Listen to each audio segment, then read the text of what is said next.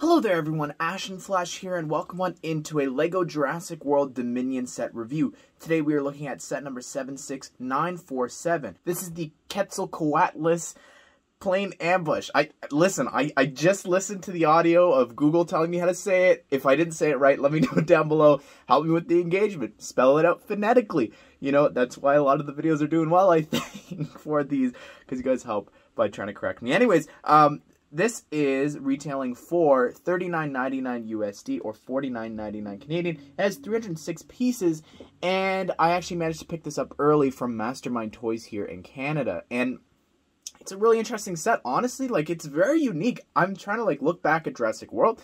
I don't really see anything quite like it with a plane. I don't see any plane build quite like this in any LEGO set. And I could be wrong, correct me about that, but it's really cool and unique. Same with this dinosaur, so let's jump into things. So, this is really cool. This is the very first time that the Quetzalcoatlus, again, I'm trying here. It's a really weird name. It's a weird spelling too. Anyways, it's the first time that we're getting this dinosaur. And it's really cool and unique. Like, I'm going to be honest, this was not a set I was looking forward to.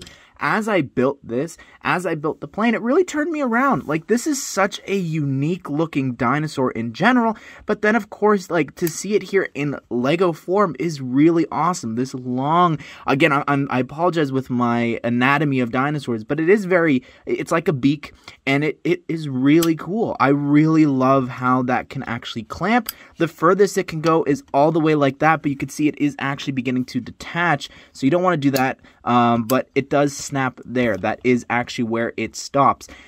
It is really, really cool. We'll zoom in a second because it is so large. I do want to zoom in on the detail, but it can actually flap its wings like this. The wing piece is actually brand new, I believe, because I looked at all the past Jurassic World sets. But I think that the whole body here, I believe, is new. Correct me if I'm wrong. But really cool looking back here. You've got a total of 8 studs that you could put stuff on if you want to put build, if you want to put figures. Riding it underneath, this is where it gets interesting for any mock builders. You actually have a spot right there, 2 different stud holes where you could actually put transparent pieces so that if you want, you could build it up so that it can actually fly. So zooming on in here, you could see just how detailed the face is here for this. It's so cool. I really love the feathers there. I think they're not scales, they're feathers almost. And again, just how it's dual molded. I don't know if it's triple. I assume that I'm not sure. Let's open actually up the mouth. You can see it's actually not at all dual molded, but that's how good the printing is that it does make you think that. So really love that. Love the blue there. And if I flip it around, it's hard to tell, but I think, yeah, it's just reflected. And here's the wing pattern as well. Again, if I have to look closely, it does look to be the exact same, just reflected. One other thing that I saw here was that the back actually has a spot for the feet to grab onto something. Now, this is an extra 2-piece from the largest Jurassic World Dominion set, and I just used that there. So, cool that it could grab things as well.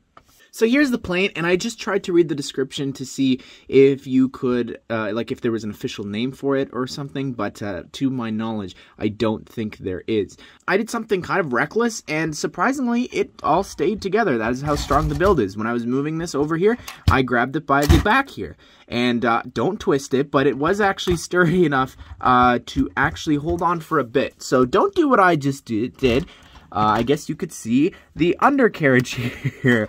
We'll start with that, I guess. It's actually really cool. One of my favorite things about this is the whole design of this, because having, again, I'm not a plane expert either, but having the wheels there that elongated is really cool. And I like how the whole shape of this, having this back part here, is so unique to any plane that I can think of from LEGO. So that is really cool. The color scheme as well, there's a lot going on here. You've got dark red, you've got the olive green, you've got dark blue, and the grays, the blacks. It's really cool. It's a very solid plane, but there's actually a few play features with this. As the plane's flying, of course, it says in the title, it's an ambush. It actually can be attacked. And what you do is you just push down on the propellers, and they actually will detach there from that little clip. So it's really easy to put back, but you just push down there on both of them. They can actually fall apart. As well as if you really want to, you can remove the wheels really simply like that. And it also said the cargo hold. I assume what you can do with that, because it's quite simple, is you just rip this off. I don't know. It doesn't, there's no play feature really for that to happen, but you can actually also drop the cargo load, which is this really small thing, which we'll take a look at in a second. But yeah, it's really interesting that they say that. You could also probably rip off the top here as well. So there's a lot you can do to damage this, which I really like. And if you want to also, it's a little more unrealistic, I guess, but the whole front cockpit, of course, does come off as well. So here we're zooming on in, and you can see the art on the side of the plane. It's really cool. It says Midnight Oiler. It might say mid-light, but that doesn't make sense. So I'm going to assume that it's that. Again, I haven't written in cursive in a very long time. The propeller here, really, really smooth. The camera actually isn't even picking up as fast as this is going, which is pretty crazy. You could see it more, or maybe that's how good the camera is. I don't know. Anyways, over here on the side, you have that just reversed. But then on top, we have the number 3807, and I looked up what Lego set that was, and I've literally never seen that set before. I don't know if it was something special, maybe to the designer, maybe it was their first Lego set. I'm not sure. Maybe that's something with Jurassic World. I really don't have the answer to that. On the front part here, you do have a sticker there on the side, a sticker there on the front, and on this side as well. Now, removing this, it's really simple to do, and you actually have spots for some minifigures. It's a shame you could almost fit all three of them, or maybe you are able to. No, I don't. There's no way you can, because they would be side by side. But that's really cool that you can actually do that. I think, let's take the cockpit here, and yeah, there's definitely enough space there for that, so I really appreciate that they had that in mind. On the inside, there's really not too much going on here. Like, there's no control panel or anything. You've just got, again, the seats and this little device here to, I guess, go up and down with the plane. And like you saw before, there is actually this little crate, and you could throw that on inside. And there's quite a lot of room in there. I was reading the description, and it actually says you could fit the motorcycle from another set in this. So I love the fact that they thought about that. We are doing a combining video once all the reviews are done. So this is now going to be combining it, which I didn't know was something you could do. We'll look at that in a bit. But in the back there, again, you could put the figures just loosely inside. There's actually a lot more room than you think, because that yellow part there, you could see how far that is. Like, it looks like a small plane, but in reality, that's a really deep plane. Like, that's a total of 8 studs deep, plus the window part making it 9. So really, really deep plane. I appreciate that. Here's this little spot, and you've got a wrench, a flashlight, as well as a fire extinguisher. Just something simple. Here is Kayla Watts, and I believe she is a pilot, given the fact that she is piloting the plane, and a helicopter in another set, and just her outfit looks very pilot-y. But it's interesting to see her here appearing in the set. Of course, it makes sense. She's piloting a plane, but unfortunately, she's not exclusive, and none of the figures in this set are, which I think is a really big drawback.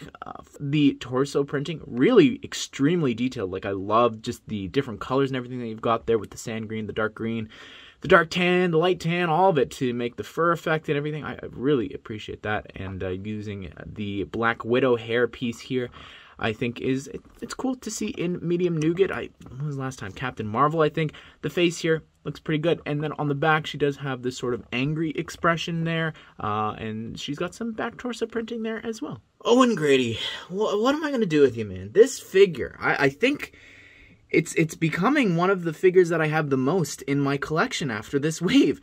He appears in this outfit so many times, and it's really frustrating because there's 2 really cool outfits, and they are locked behind 4+ sets. Would have been awesome to see here in this one.